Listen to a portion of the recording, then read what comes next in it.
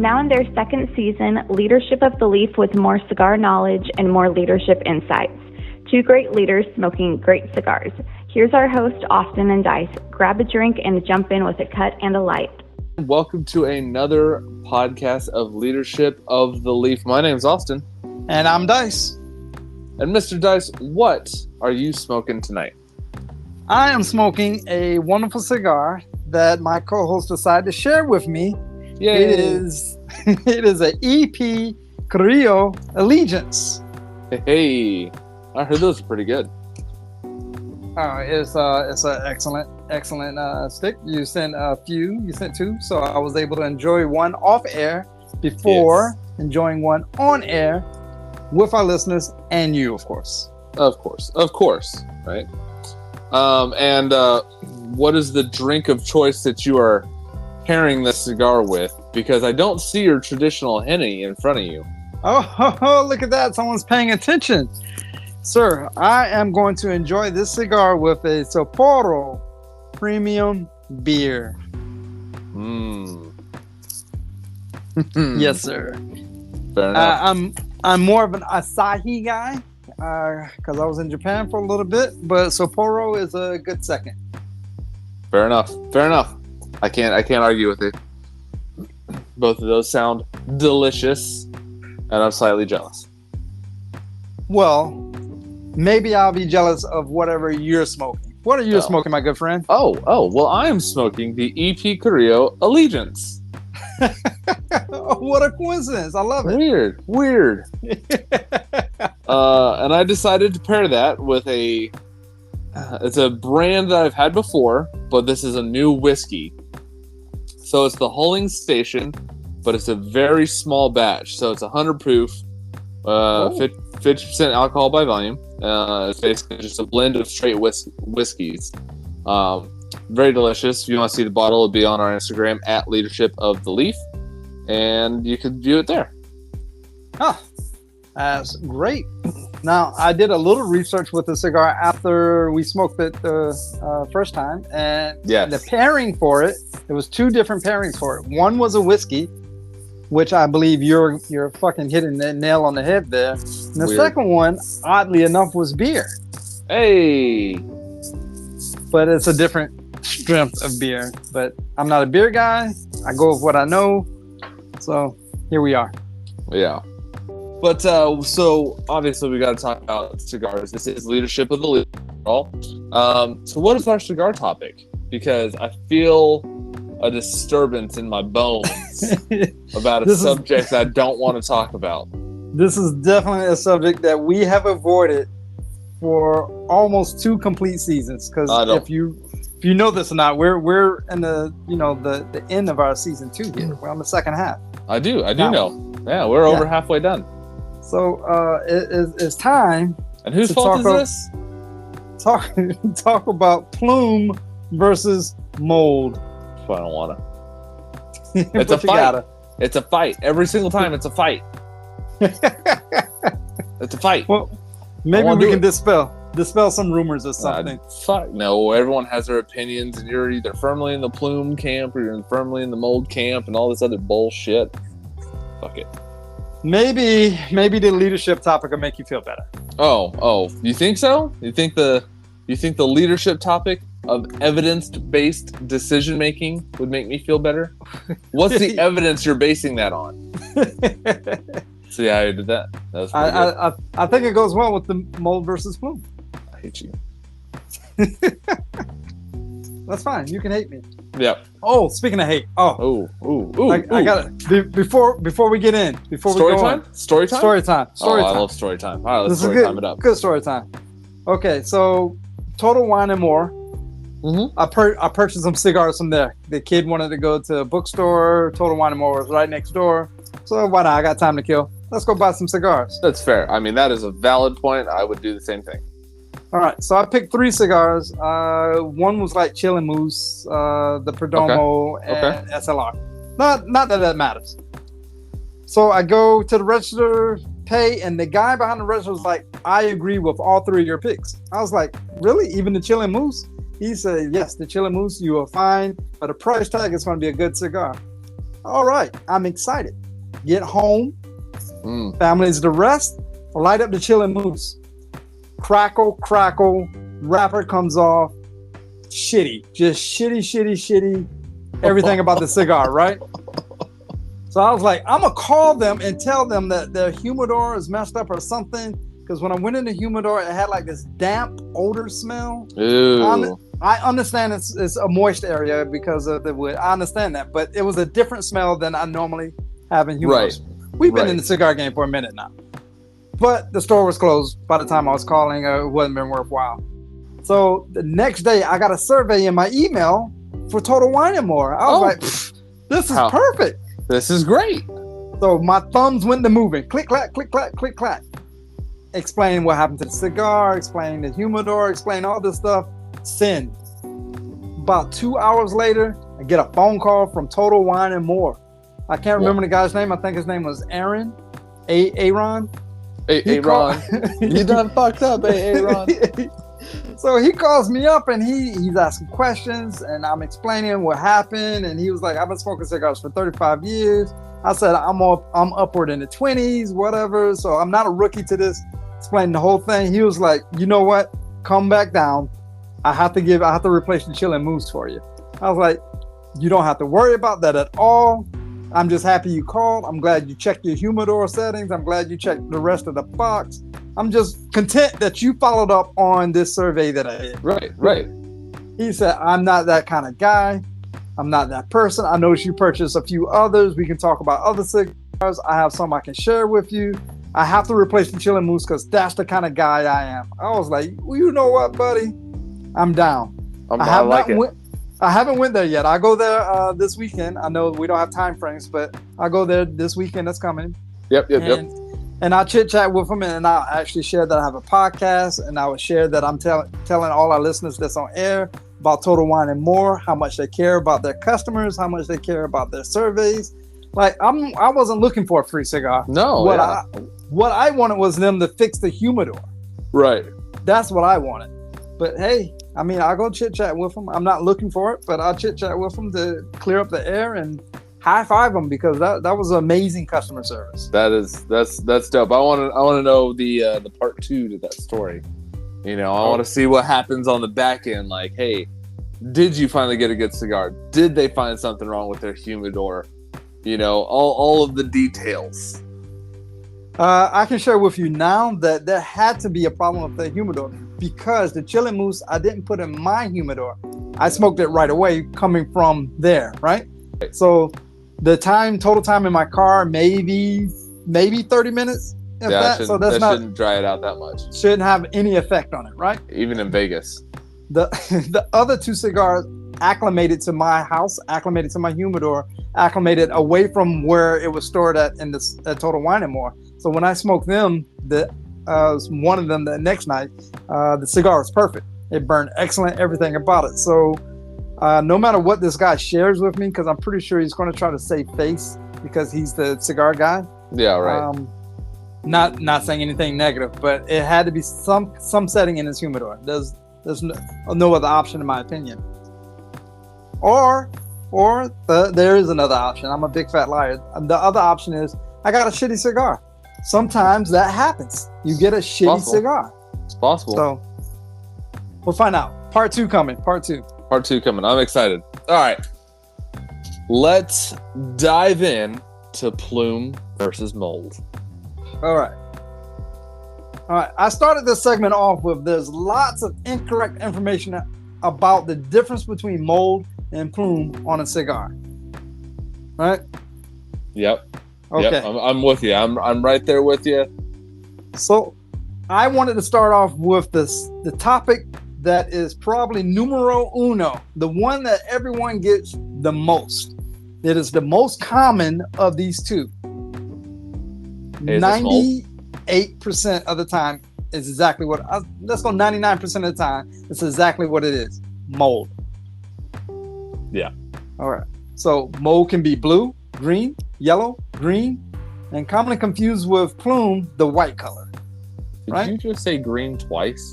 Did I say green twice? I thought I said gray. Okay. I'm on one tonight, people. Well, maybe your green band on your cigar threw you off. This is a beautiful band, by the way. I do love this band. It's so pretty. All right. So there are rumors out there that mold cannot be white. That's 100% wrong. 100% wrong. Mold is alive. It tends to start in one spot and branches out from there. The very small stalks grow up and out and have spores on the end that will spread from there. Oftentimes, mold will look like webbing or fuzz, or if you break out the magnifying glass, it looks like those tiny little trees from Who, Horton Hears a Who, and Whoville and stuff. Could you imagine, like, if you was to do that and someone was waving back? Hey. I think I'd probably just set it on fire just to kill everything in there. We're not smoking it. I'm just setting you on fire. Because of how it grows, it expands. It will be splotchy, uneven. Also, it will have a three-dimensional look to it. Mold, when on the wrapper, will look like it's on top of the wrapper and not like it's part of it. Mold can spread. I'm pretty sure I hope everyone knows it. Mold can spread from one cigar to another, kind of like an STD. Everything's what happens in Vegas stays in Vegas, except for herpes. That shit comes back to you. Or they hit you with child support. That didn't stay in Vegas. Big facts. Plume is the oils within the cigar that are surfacing and crystallizing. Oils tend to do this in a uniform fashion. Since it is a crystal and it is uniform over the entire wrapper, it will uniformly sparkle gently. Think of it this way. When it's very cold out and it's snowed, when you look out into a field that is lit by the moon or the sun, the snow will sparkle uniformly. This concept is what the cigar with Plume will look like under light. Of course, it won't be as intense and it will be tobacco colored, but it will have a sparkle to it. In lower light, it will more look like a haze or a dust. The dust will actually look like it is part of the cigar's wrapper, not like it is sitting on top of it. Plume is usually evenly distributed, meaning you can easily dust it the fuck off. Oh, there's a little bit of plume. It's not like the time when I walked into a humidor at a brick and mortar. Do you remember this? I've shared this story before. I'm going to share it again because it's relevant.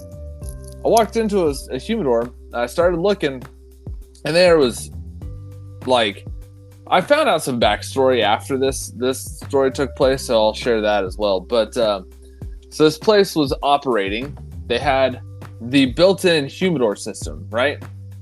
Apparently, from the source that I have, that got too expensive to operate. So what did they do instead?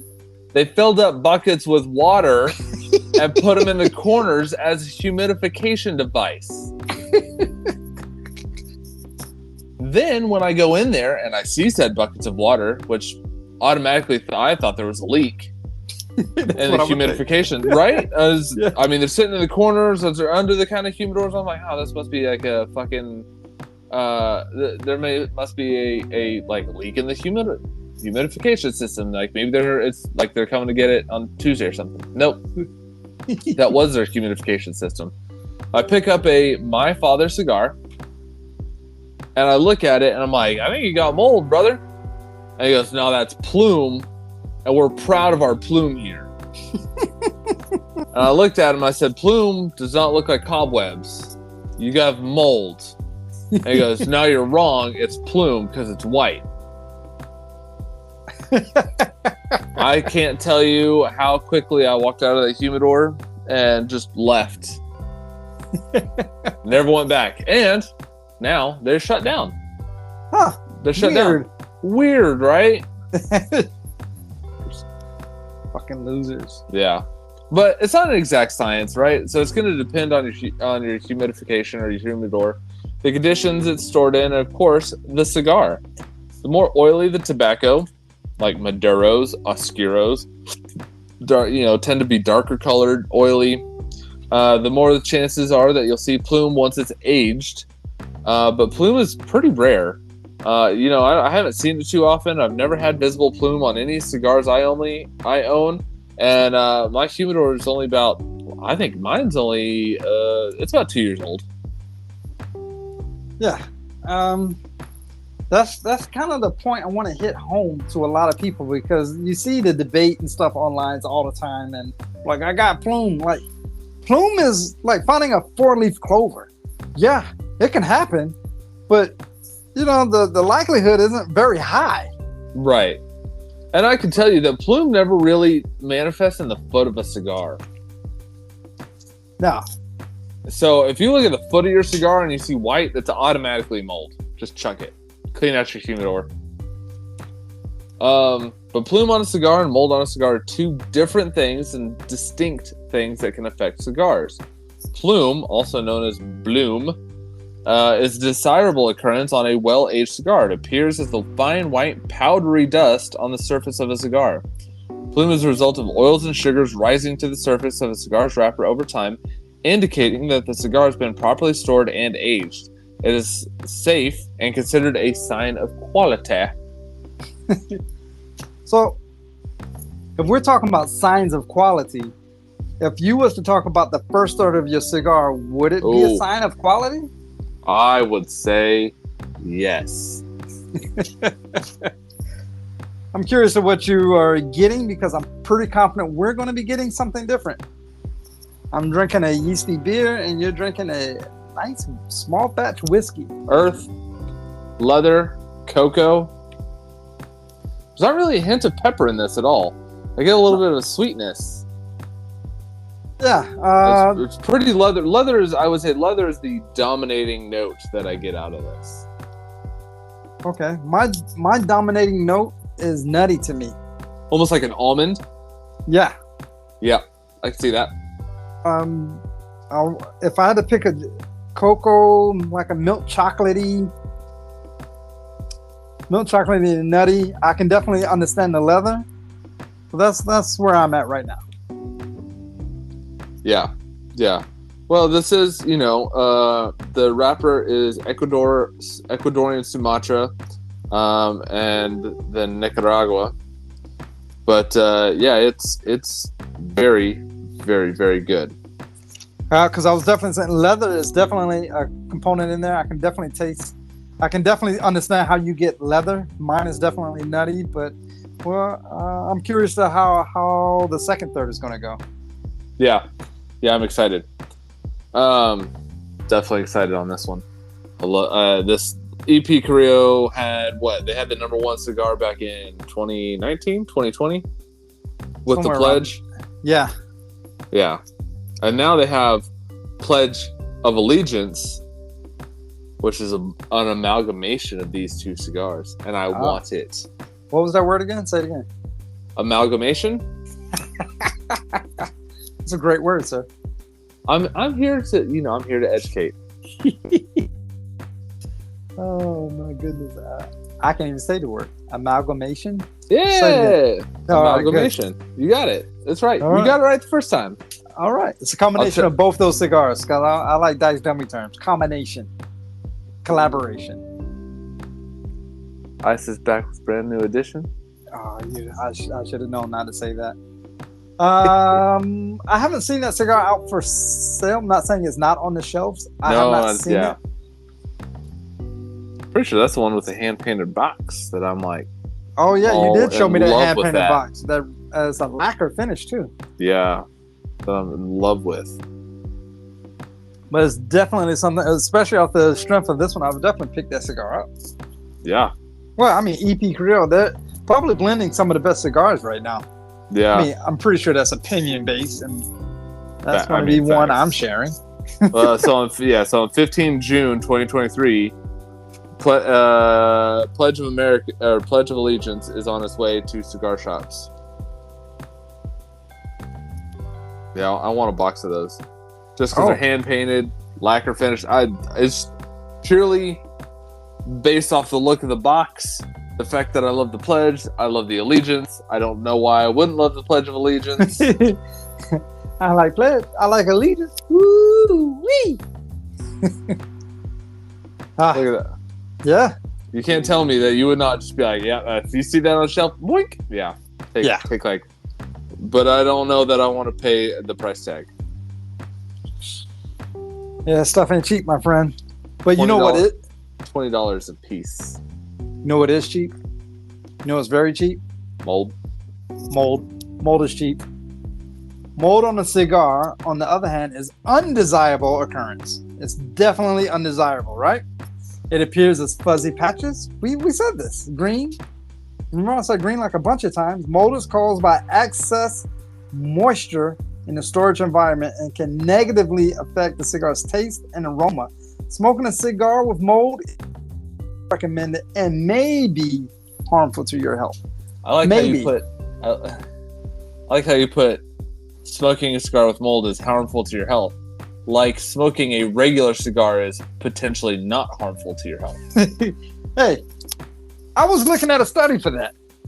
Smoking a cigar, we've talked about it before on air. Smoking a cigar is slightly like 2% chance of being harmful to your health. You know what the most harmful part about smoking a cigar? Secondhand smoke. That's the funniest shit I've ever heard. Secondhand, your own cigar, secondhand smoke. So if you're one of those people that are like hotboxing in a car or some shit like that, that's where it's harmful. And I'm almost certain that's probably the 2%. I'm no doctor. I am no doctor. But the secondhand smoke is what's harmful. But you know, if you come across a cigar with either plume or mold, it's essential to know which one it is and to act accordingly. Plume, like I've already said, can be brushed off gently. You know, it's the dust, it's the powder. It should just be able to take your finger and wipe it away and go, all right, cool, that's plume. While moldy cigars should be isolated from other cigars, immediately removed from your humidor and carefully disposed of, aka chuck it in the trash, to prevent the spread of mold. Storing cigars in a properly controlled environment with the appropriate humidity levels and temperature is crucial to avoid mold growth. Mold likes hot, humid climates. So, essentially, if you had a cigar that was getting mold, and you notice the mold is now leaching onto other cigars because for some reason you haven't been in your humidor for a minute, my advice... Why would I ever do that? Right, but my advice is all of those cigars, 100%. Just go ahead and count it as a loss, and then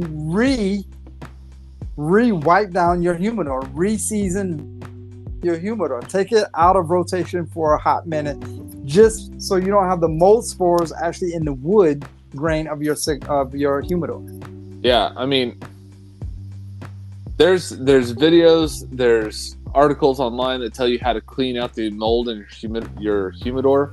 You know, do those things, right? Like, I'm not saying bleach your humidor unless you want to smoke bleach and ammonia. Don't do that. but there's like you can wipe it down with white vinegar, right? That's how you clean coffee makers from mold. Wipe it down with some white vinegar. Let it air out. Maybe do it a second time. Let it air the fuck out, open with nothing in it. And then wipe it down with a bunch of distilled water to make sure that you got all that white vinegar out. And then maybe throw a couple test cigars in there. Yes. And smoke them to make sure that you don't have a vinegar taste. If you have that vinegar ammonia taste, take them out. Continue wiping it down with distilled water to re-clean your humidor. Guys, it's a process. The best thing to do is to never get mold in the first place. That is 100% a true story. But I was going to say sometimes it's unavoidable, but that's not a true story. It is avoidable unless you place a cigar that has mold in it already, like a jackass. Right. Well, if you didn't know or didn't see, or you don't listen. It was Plume. You don't listen to Leadership of the Leaf. I can understand that happening. Yeah. My advice is to use like the budget sticks when you're testing out. That way, you're not wasting Pledge of Allegiance $20 cigar on testing your humidor. Right. Yeah. Go get some like acid Cubas or don't do that. Or like factory smokes or get some factory smokes. Yeah. Some catalog brand-esque things. Don't say it. Don't say it. Like Olivas. Oliva's good. Ashton. I said it. Damn. That's cold. It's true. It is true. No, I say the reason I say Oliva is good. But when you like go and you're like, hey, I can buy a box for $80 and they're going to give me $180 worth of free cigars, like, how would they be able to do that, right? Yeah, exactly. You kind of got to wonder. Yeah. All right. It's a great debatable topic, especially for anyone that wants to go toe to toe about plume versus mold. Mold, again, is going to happen probably out of 100 times, 100 times. Plume is going to happen maybe one time out of 100 times, you know? So that's how rare it is. So all these people that come on air or on the blogs and I got plume, unless they've been holding a cigar, Padron something for like 20 years or so. I say Padron because I know they got a high oil content. I'm not really buying it. Like, I've been saving my factory smoke for over 12 years now, and it's full of plume. I'm not buying it. Yeah. No, I agree. Yeah. Are you in your second, third? I am right on the cusp of it. I guarantee you if we was to take a break. But before we take the break, I invite our listeners to jump in the debate of mold versus plume. You can hit us up on Instagram, Leadership of the Leaf, all one word, or you can visit the blog. Go ahead and tell us your story about how you had plume or how you had mold. Womp womp. All right, we'll be right back after this break.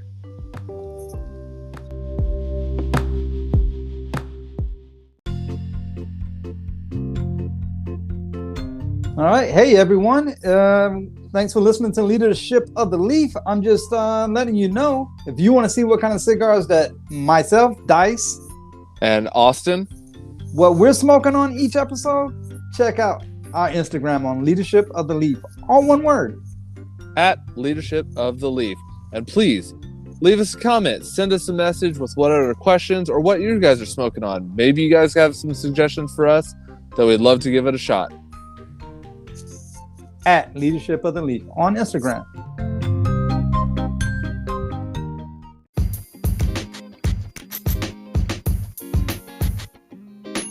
Check me out, guys, on Instagram at Flavor King with 2 G's on there. And it's been a pleasure listening to Leadership of the Leaf here with Dice and Austin.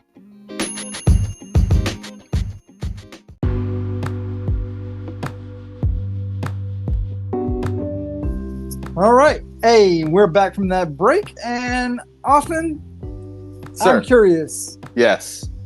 What evidence do you have about your second, third?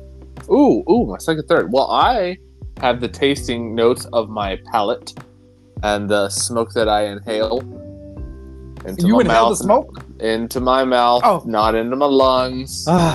Dicks. All right. Cocoa,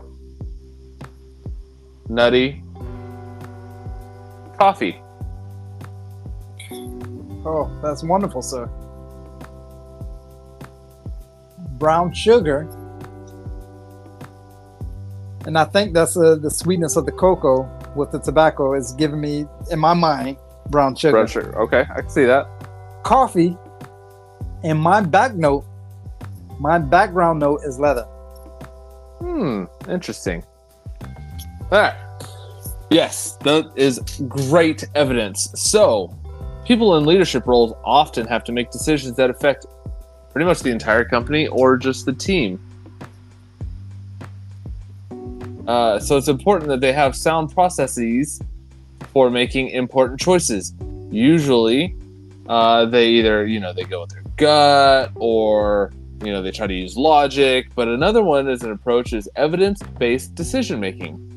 This approach usually prompts professionals to use quantitative, something that's measurable, and qualitative, quality of or condition of data, to develop informed plans. So if I look at this and I say, hey, I need to fire somebody, what's my evidence for saying I need to fire somebody? Well, I have too much employee payroll for my amount of profit that I'm bringing in. Okay. Now, how do I determine who to fire? I'm going to look at the quality of widgets being produced and look at the quantity, the number of widgets being produced by that person. If I can find the lowest number of quantity with the worst quality, Boom, ding, ding, ding. I found the person. Fuck you, you're fired. Get out of here, Fred. But we love Fred. He's got to go. But he's a great guy. Yeah, well, he sucks at his job. So, what is evidence-based decision-making? Evidence-based decision-making is a process of using hard data to inform decisions. It's often used by professionals, managers, leaders such as you in work environments when making choices that impact the organization, the team, or as a group as a whole. Many professionals choose to use this approach to ensure their decisions are reasonable, unbiased, and likely to lead to a favorable outcome. That means there's no knee-jerk reactions. Correct. This approach takes time. You have to sift through data points. I can tell you, I manage a program right now for quite a large number of people, and I have to sit there and figure out, is this contract that I'm managing, is it worth my while? Do I need to renegotiate the contract when it comes time? How much is it costing my company? How much is the worth of the quality of the contract? Is it worth it? Is there another option that I can take? Can I reduce the number, the contract amount? All of these things play into everything that I do. I'm using evidence-based decision-making. Well, some of these evidence you might use may come from sources like professional opinions from like experts, new observations and ideas from field experts found in conferences and publications and panel discussions, or from professional organizations. They will help with your professional opinions from experts. Yeah, I remember listening to a guy, and he said that I was really smart, and he was obviously an expert. Oh my goodness, I need to find that guy. It was me. I was talking to myself in the mirror. There's also empirical data. And that is historical data from within the company, garnered through tools like reports, tracking systems, data, all those fucking spreadsheets and stuff that people keep for years and years. Surveys. All that crap. Well, surveys kind of fit in the next one. Yeah. Well, there's also the research from reliable sources. Vetted studies published in academic journals or performed by reputable scholars. Hey, I think, red meat is just as healthy as white meat. Well, the study published by nutritionists and chemists and everything else says that it's not. What? There's thoughts and feelings. You also want to take thoughts and feelings of people that have skin in the game, the stakeholders in the game. Preferences of those affected, like the employees, the partners, which they might express verbally or in written or through survey responses. These are the people that is actually ultimately going to affect.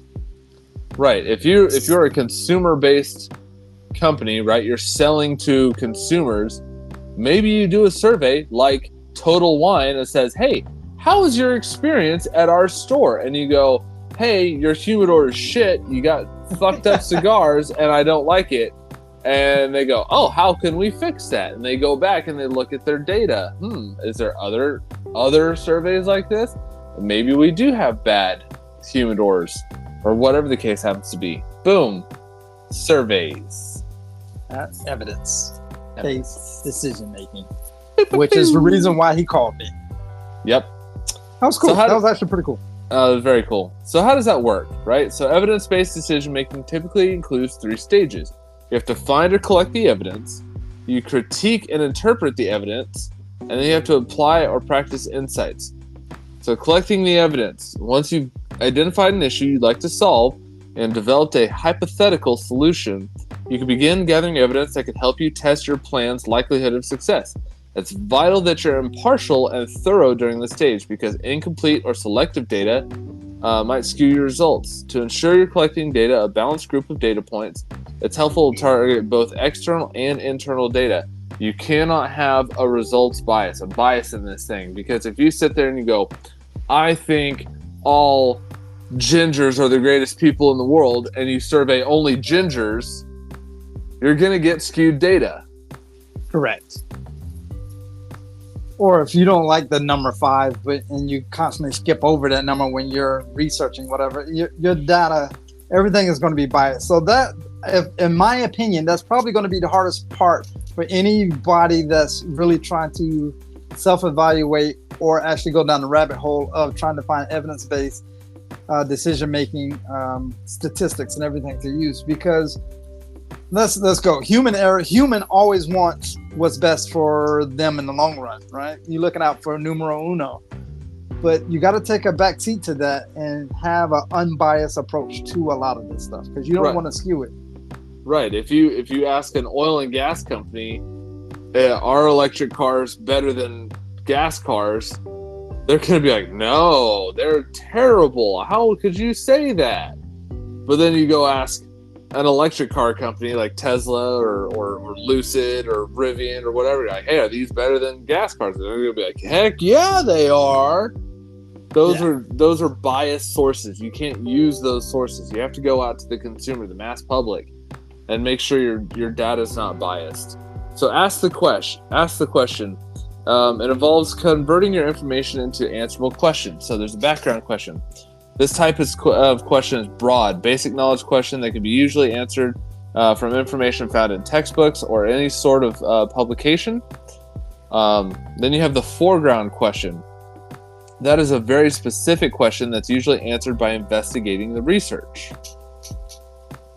So background question of like, hey, what is evidence-based, decision making? Boom, you can find that in a textbook. Correct. Foreground question is it useful? Right. That's a very specific question, and you have to investigate instances of evidence-based decision-making in businesses and see, were they successful, were they not successful?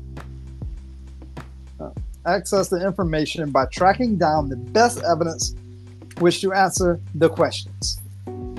So a lot of people like, just Google it. Well, the first page of Google is really a biased research, because they use SEOs and AdWords and everything to try to pull you through. So you have to actually like go in and maybe do some reading, maybe do some research with some scholarly college letters, papers, reports, Britannica, if you want to do that. I don't know. I mean, whatever you need to do.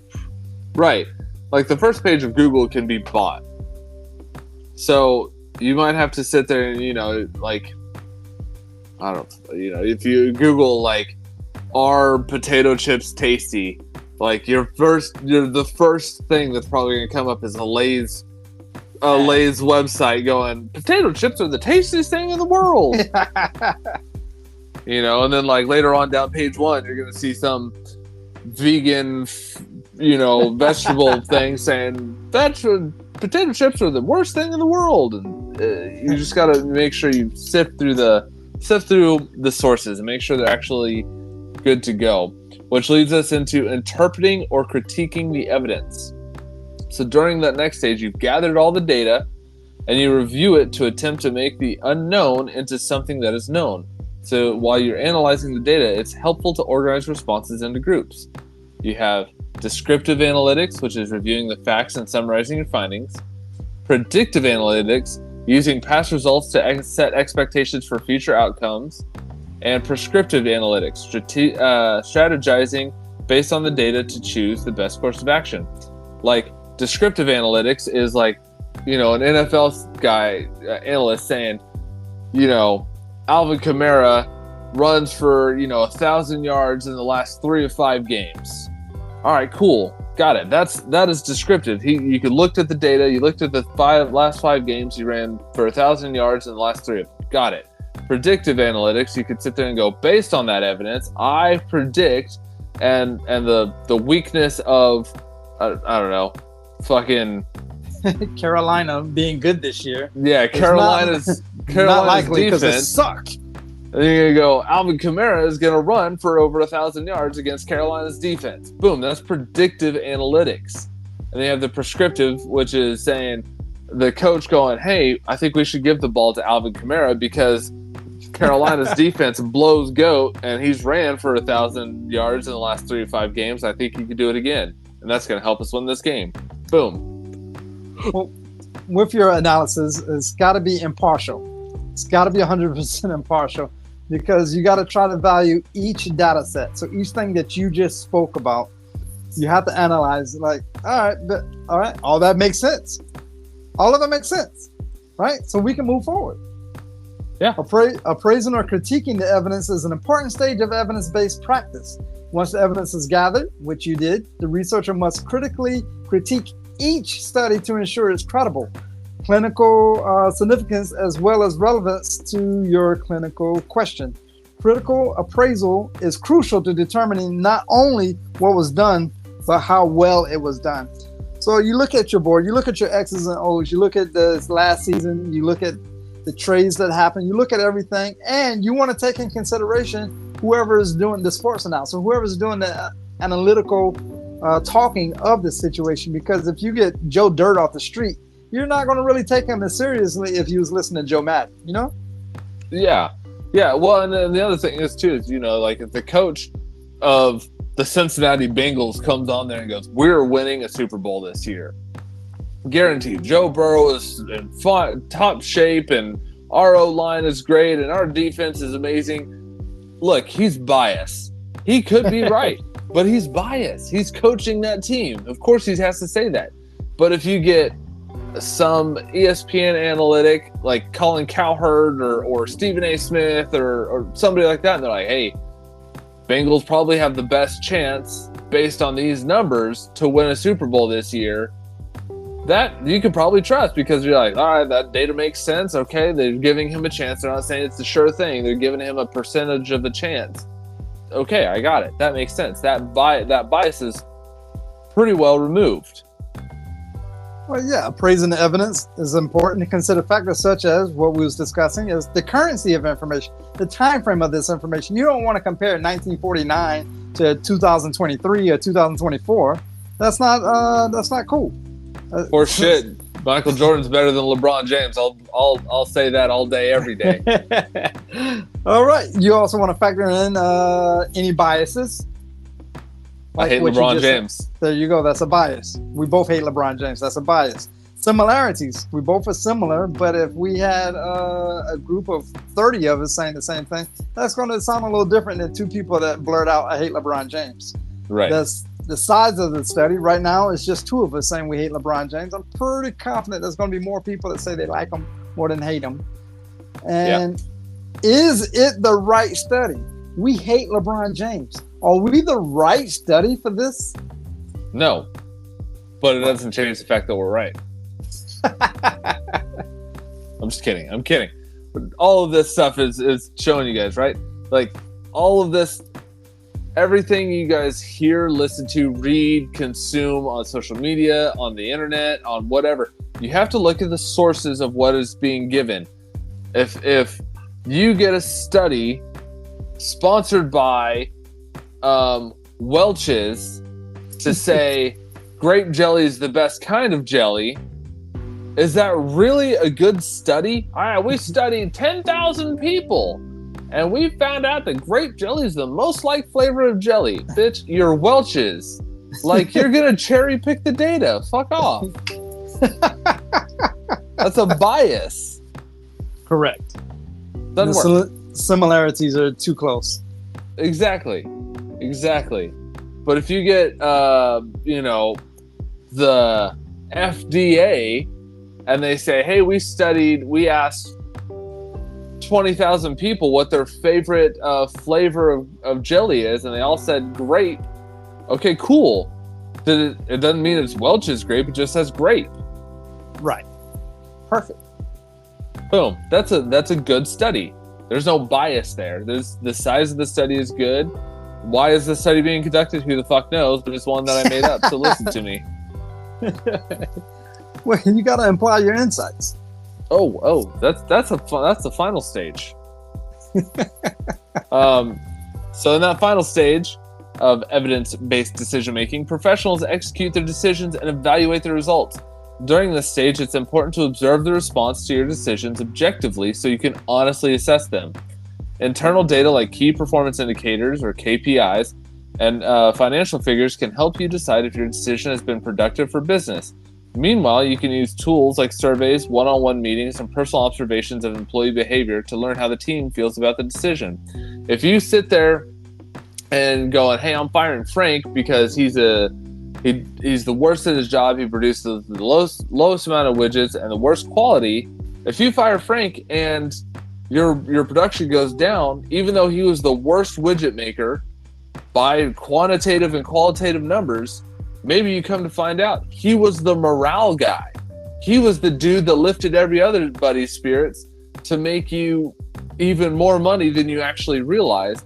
And it would have been better to fire Jim, who nobody likes, but he's like the second worst widget maker. And you would have saved the same amount of money and your productivity would have went up. That's something you got to take into consideration. That comes from, hey, personal observations. Hey, hey,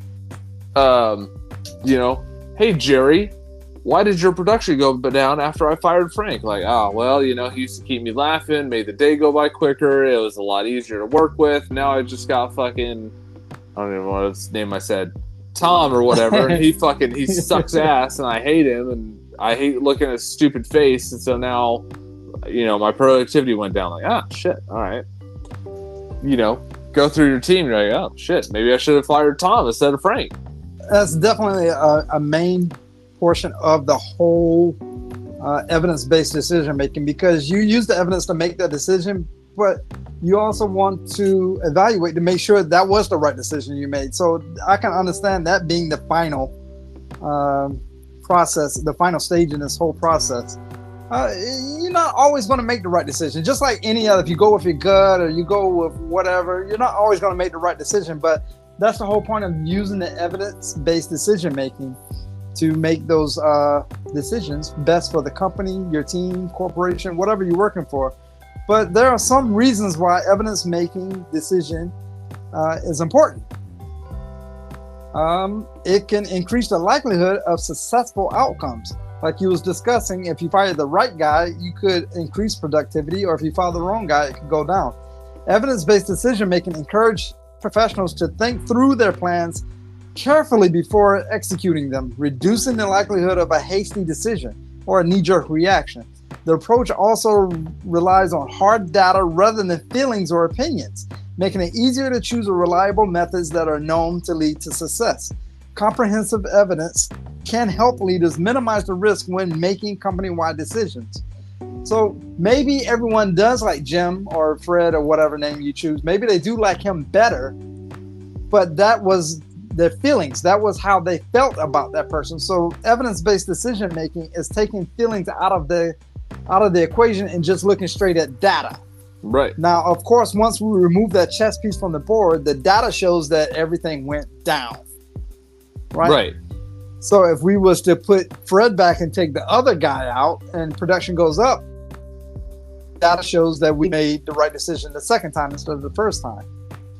Right. But you can also sit there and take into consideration surveys. Hey, who's your favorite team member? Who makes you the happiest at work? And if everyone sits there and says Fred or whatever name I chose, and you're like, that guy is well liked. And then you can put a question, who is your least favorite team member? And they all say Jim or whatever. You can be like, that guy's a dick. Okay, now I can look at, now I have data points. Yes, it is their feelings, but I have data points based on their feelings. But I know with, hey, he's the second worst widget maker. He's also the least liked guy. If I take him out, boom, maybe I would, save the money I need to, and maybe, I can retrain Fred and get him to be more productive. Right. I always, I said this before. I said this actually in real world. You can train someone, quality, quantity. You can train that. You can't train someone's attitude. Right. Yeah, maybe one has a better attitude than the other. Who knows? Another reason for evidence-based decision-making is important is it challenges assumptions. This approach to decision-making can help expose you to new perspectives. Considering a broad range of opinions, data points, and anecdotes might expand your understanding of a given issue and help grow your empathy. It's crucial to resist the urge to act based on personal assumptions, as each individual's emotions, biases, and circumstances might limit their thinking. Evidence-based thinking encourages you and your teammates to challenge your beliefs and come to a well-founded conclusion, right? So, again, if you're sitting there and you're like, we all hate Frank, but he's the best widget maker you have and outproduces every other motherfucker out there by 4 times, I don't care about your thinkings. Maybe we need to figure out why the fuck you guys aren't producing like, Frank is or whatever. And you sit there and kind of relook at some stuff where you think, man, I know the reason why the Panthers suck this year. It's because they're in Carolina and they fucking blow hard. I hate you so much. And then you sit there and you look at the evidence. You're like, no, they just suck at picking quarterbacks and they have no offensive line. Okay, that makes sense. Their defense is one of the worst in the league. Okay, cool. That makes sense. Challenges your assumptions. You're like, actually, the Carolina Panthers aren't the worst. It's actually the Houston Texans. Like, oh shit, I would have been wrong. I did a study for one of my classes, and it was a statistics class, right?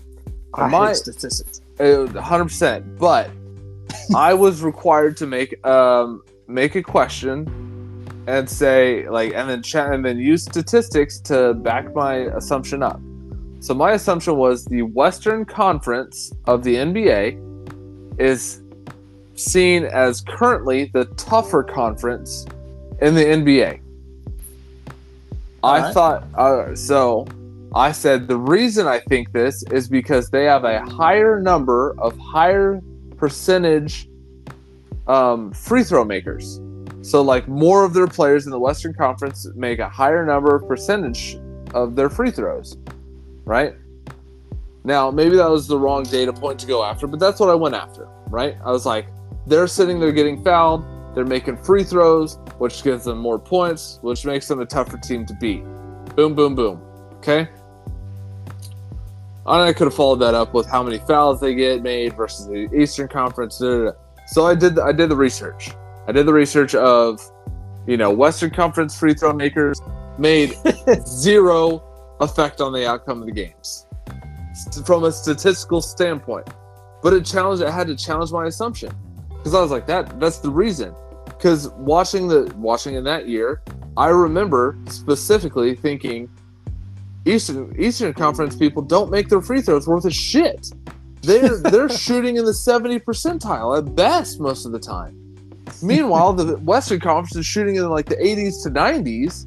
That has to be the reason they're a better conference. Nope, statistically insignificant. It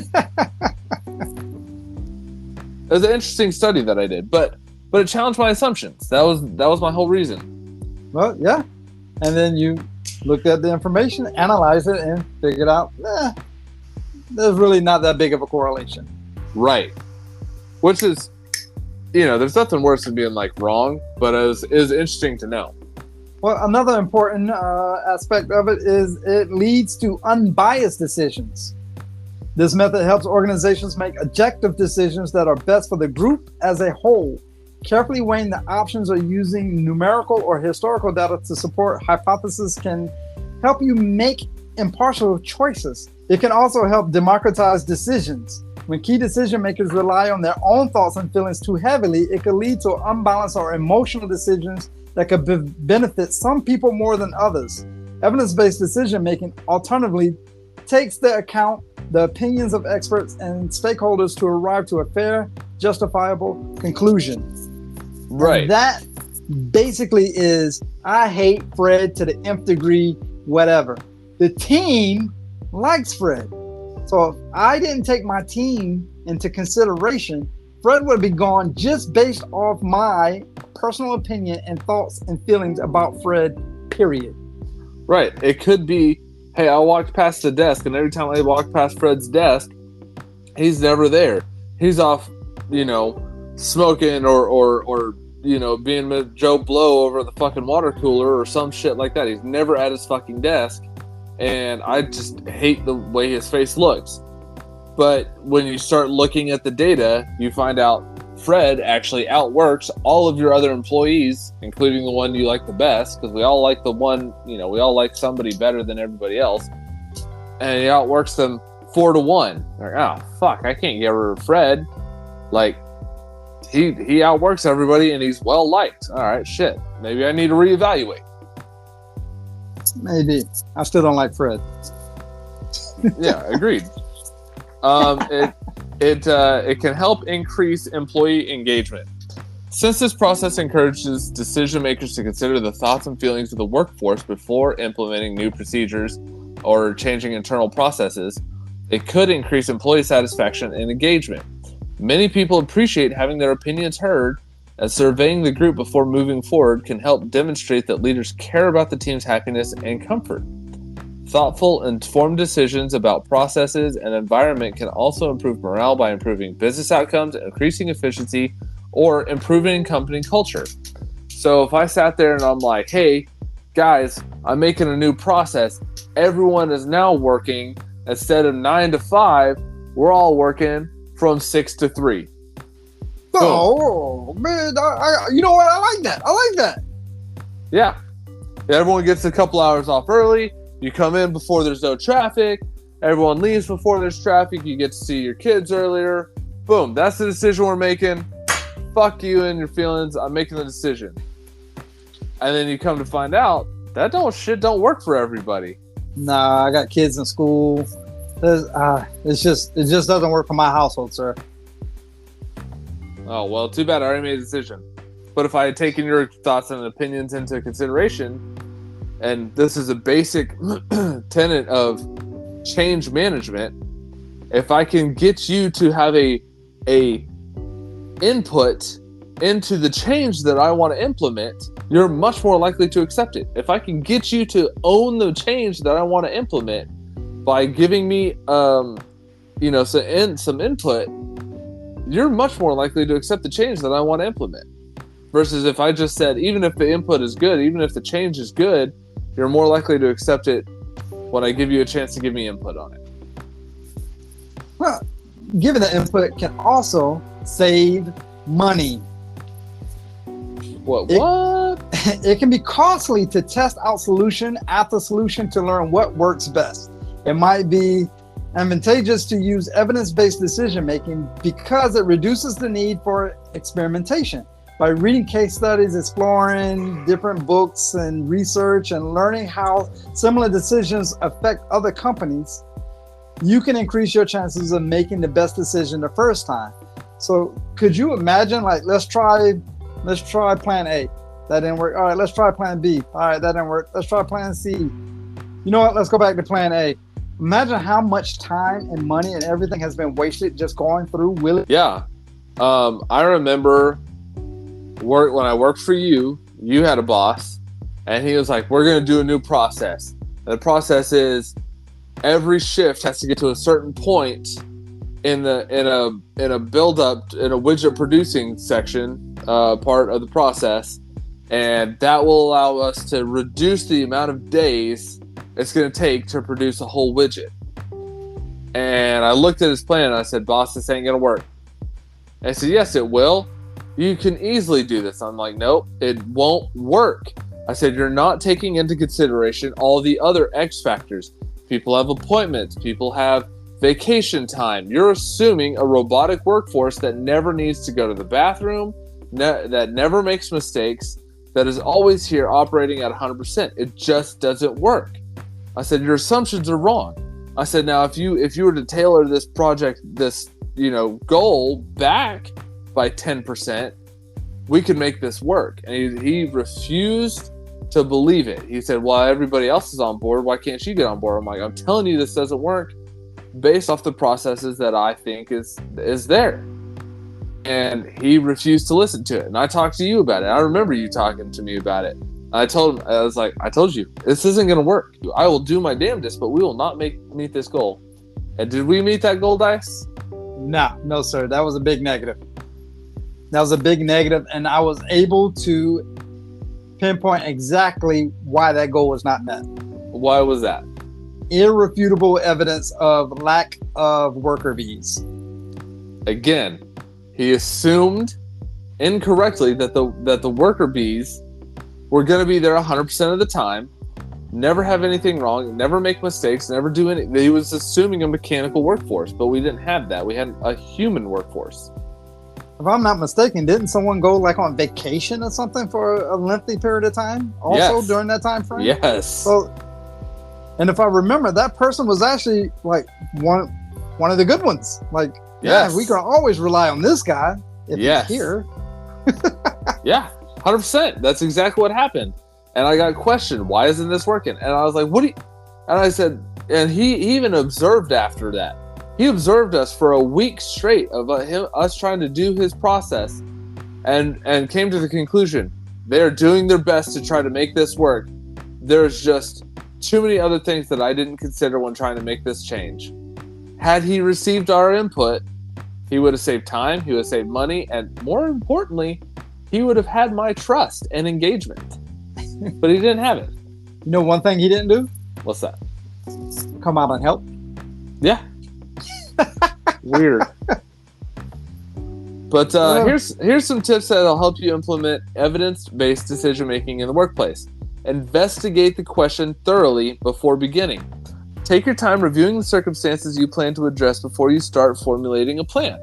For example, if you're looking for a solution to improve employee attendance, investigate absences to learn the full context of the situation.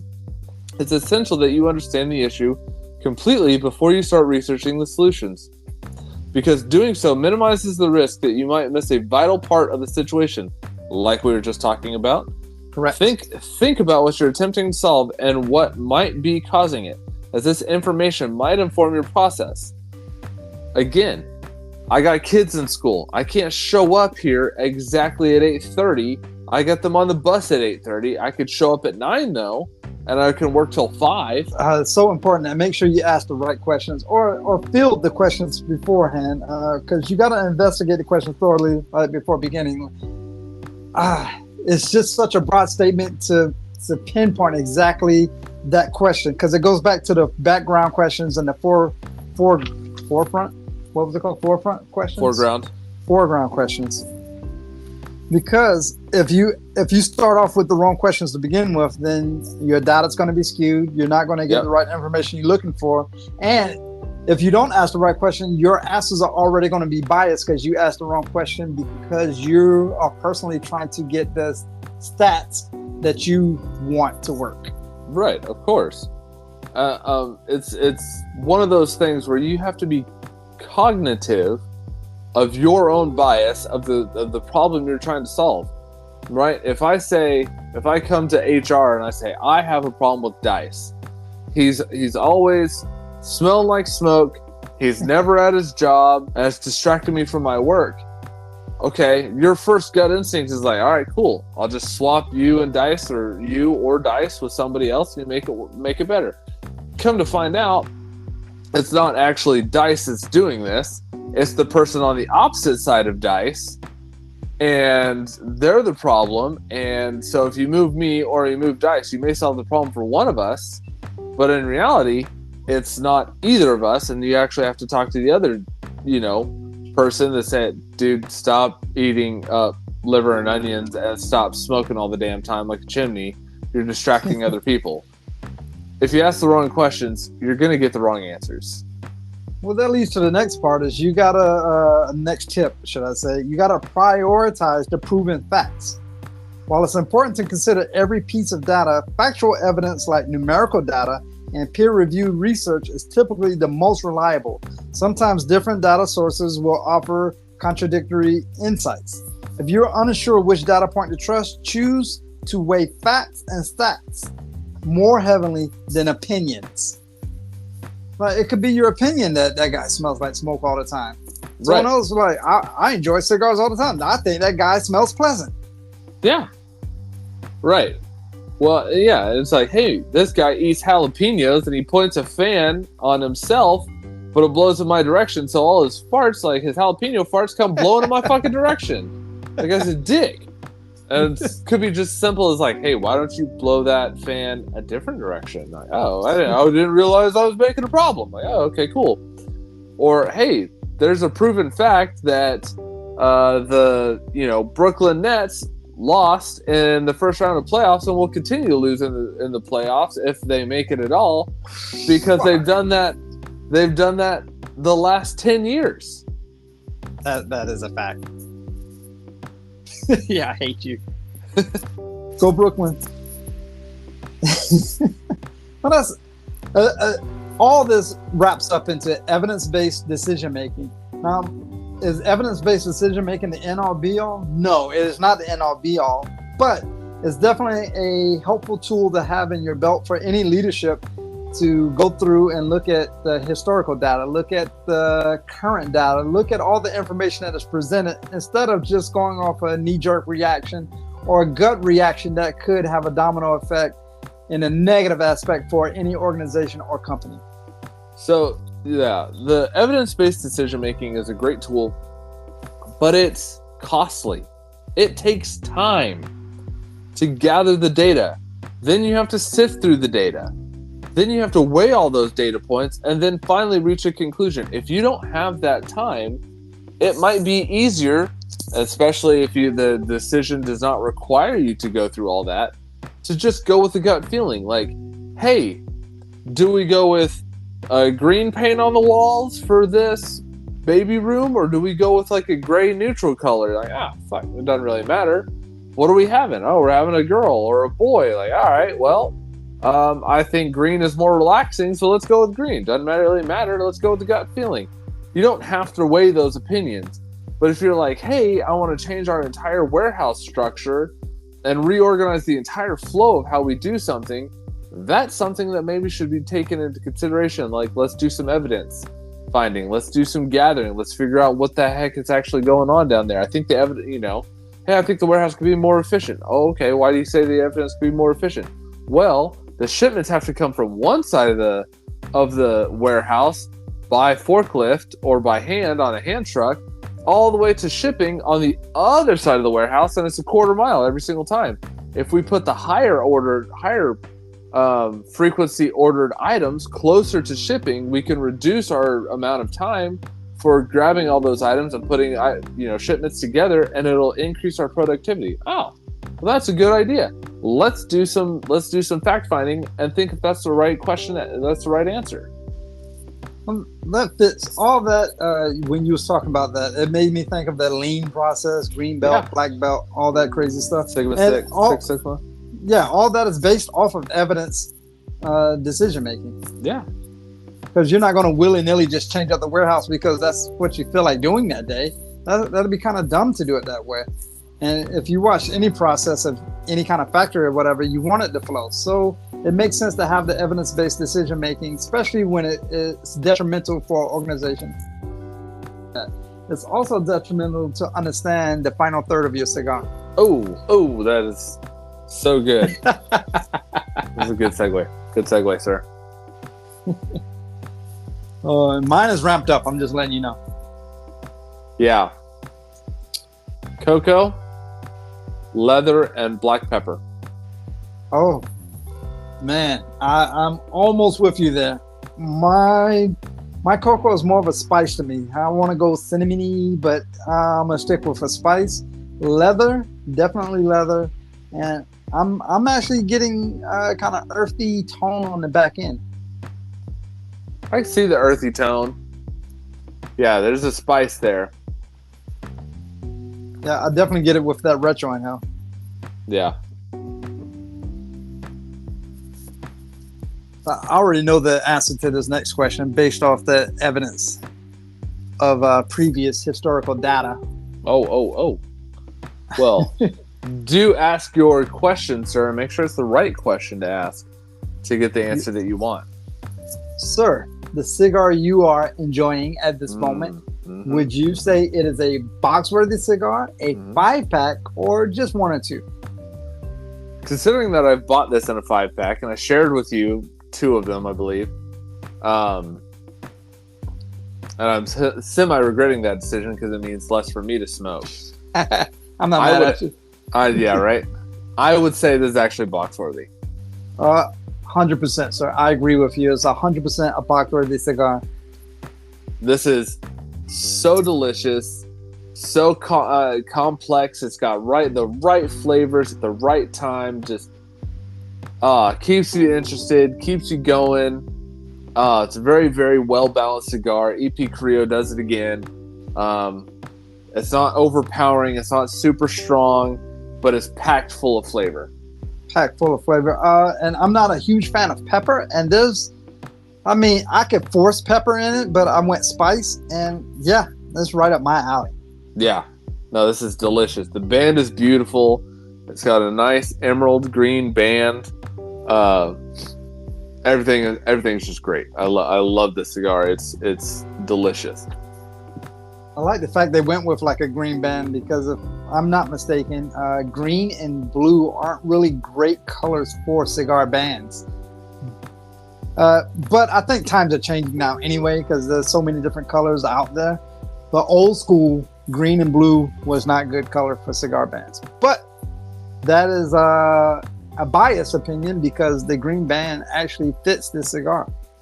I think it looks great. I mean, and I look at, like CAO Brasilia, right? That has a green band. EP Carrillo The Pledge, blue band. Southern Draw Jacob's Ladder, blue band. Yeah. I'm pretty sure there's another green band out there. I just can't remember it off the top of my head. But yeah, it's a beautiful band. It fits the cigar well, and I ain't mad at it. That's true. This is a good cigar. Very much so. Very much so. I like it. Yeah. Very delicious. All right. So we talked about Plume versus mold.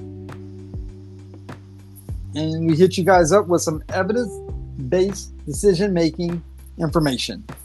Heck yeah. So go out there when you're trying to make a decision. If it's a worthwhile decision, try to use evidence-based decision making. A lot of times you might use it without even realizing it, but now you have a name for it.